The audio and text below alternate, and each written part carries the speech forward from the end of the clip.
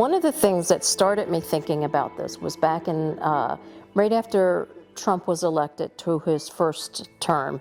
I went to the Women's March down in D.C. My daughter was living in D.C. She was going to college at George Washington University.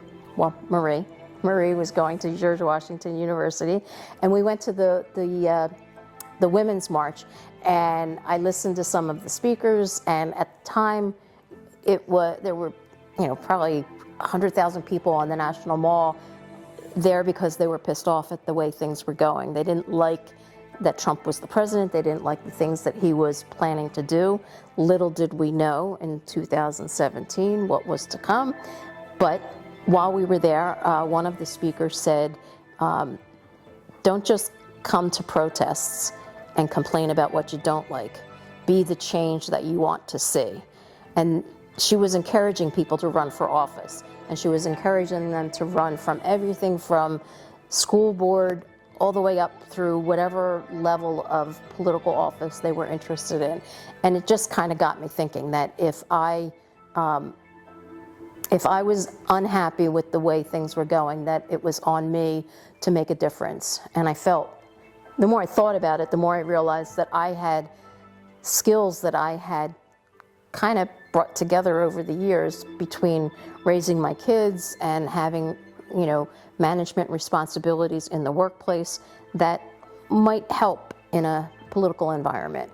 So I decided that I would try to affect the change that I wanted to see inside of government. So I started running for office.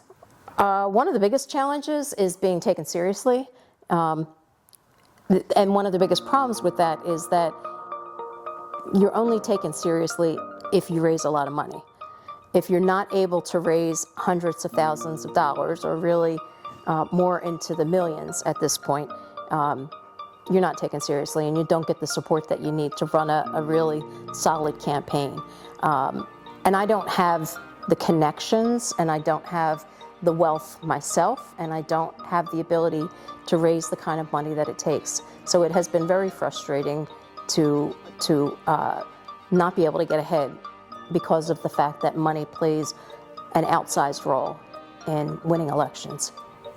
I've been working with a group called American Promise for about 5 years now. They're trying to get an amendment made to the Constitution that will allow both federal and state government to set limits to how much money can be spent in political campaigns. I think it will take a constitutional amendment because the Supreme Court, in their ruling on Citizens United, said that money is speech, and speech cannot be limited because of the First Amendment. So you can't limit the amount of money that is spent in campaigning. They also said that corporations are people. So the Supreme Court made some big mistakes then, and as we've continued on into the future, but that needs to be reversed, and the only way to reverse it is through a constitutional amendment.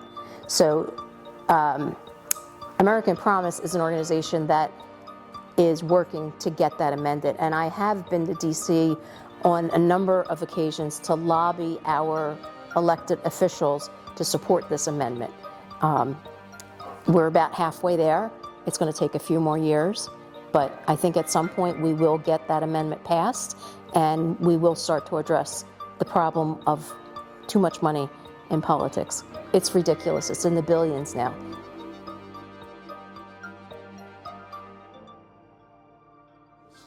I think that they're supportive. I know that they're supportive. Some are more actively supportive than others, but I know that they support it because they know that it's something that's important to me.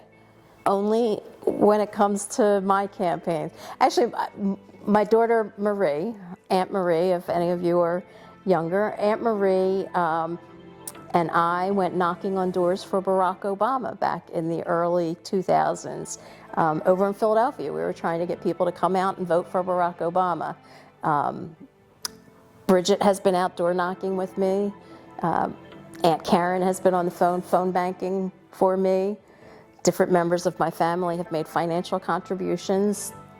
So my family has been supportive, yes.